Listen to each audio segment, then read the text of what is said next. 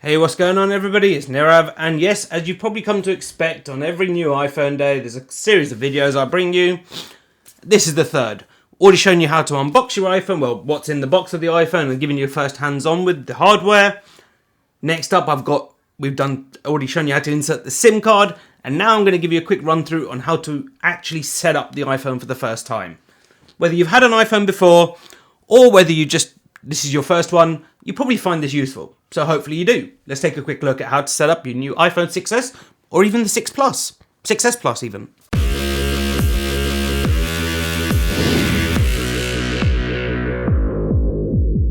Right, so as we've said, this applies to both the 6s and the 6s Plus.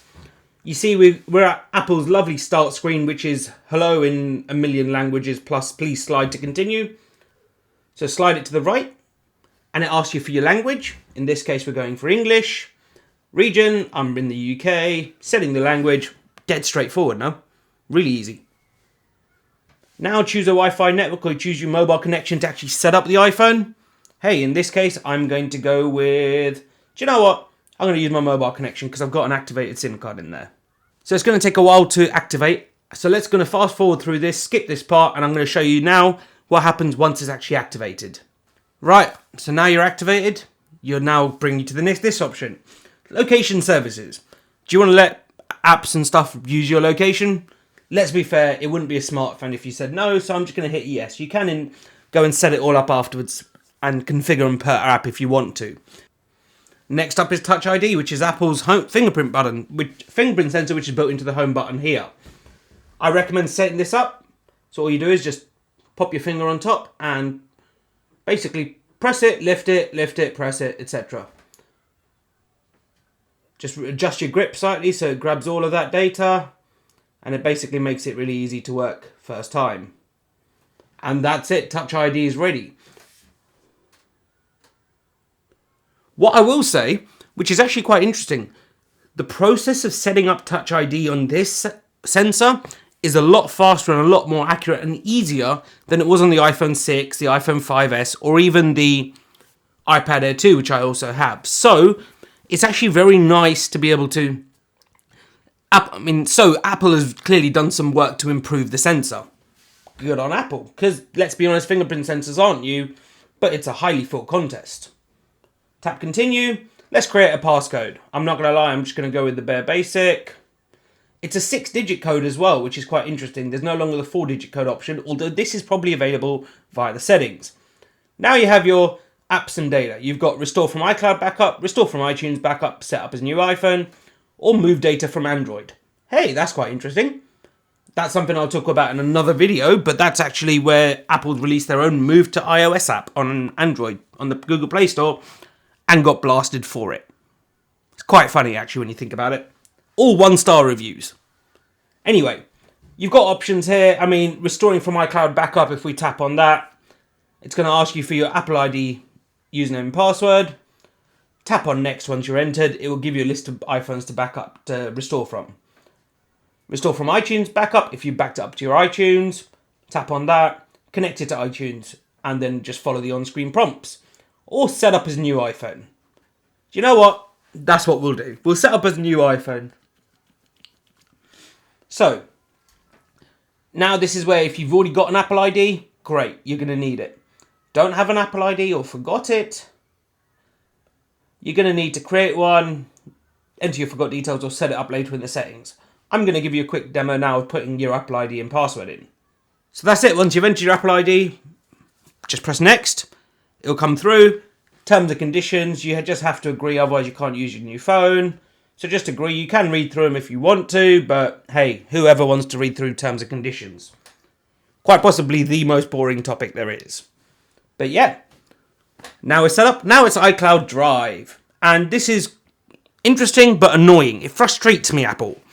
Because Icloud Drive, basically, I'll read what it says on the screen, lets you store your files in iCloud and access them anytime on all your devices, make edits, view the most up-to-date version anywhere. It's great, except you basically have to upgrade all of your devices to iOS 8 or OS Yosemite or later.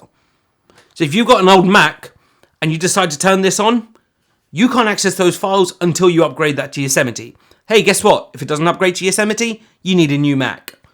Come on, Apple. It's not difficult. But hey, anything to make money, I always turn it off. Mainly because it also costs you a little bit. It's not much, but hey, if you've spent this much on an iPhone, you don't want another one. You don't want to spend more money on a monthly basis just for iCloud Drive. Then again, if you've got 16 gig storage like me, having extra iCloud storage isn't a bad idea.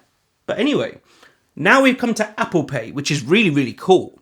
Apple Pay, obviously this phone comes with NFC built in, so what you can do is you can go up to, when you've got Apple Pay installed, you just go up to a terminal that supports it and go tap, and it's contactless payment at its finest. Now, to set up Apple Pay is really straightforward. Let's go next. Add a card. I've already got a card on file, so I just need to enter my 3-digit passcode, which is the security code, which is also known as the CV2 number. It's the last 3 digits on the strip on the back of your card, or if you're using an Amex, it's the four digits at the front of the card, just above the card number. Really straightforward. Card verification, which is also cool. This means I've got to call my bank. I'll do that later on. And now we move to iCloud Keychain. Do you want to approve from another device? Use my iCloud security code or don't restore password. I'll approve from another device. Approval sent. And hey, that basically means I'm going to end up with that means I'll get a notification on my iPad, my Mac, whatever, just going, hey, approve it. Set up Siri. So, brilliant. This is also cool because one of the new features in this is Hey Siri at any time without needing to be plugged in or whatever. Set up Siri. Hey Siri. Hey Siri. Hey Siri. Hey Siri, how's the weather today?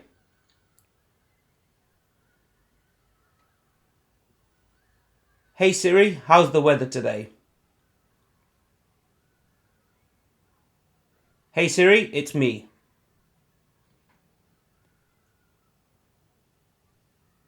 Hey Siri, it's me.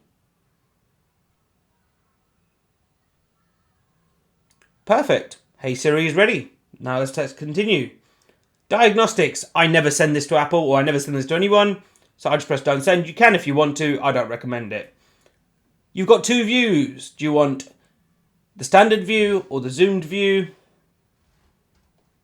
Which is basically more... The standard stuff is smaller icons, more on the screen.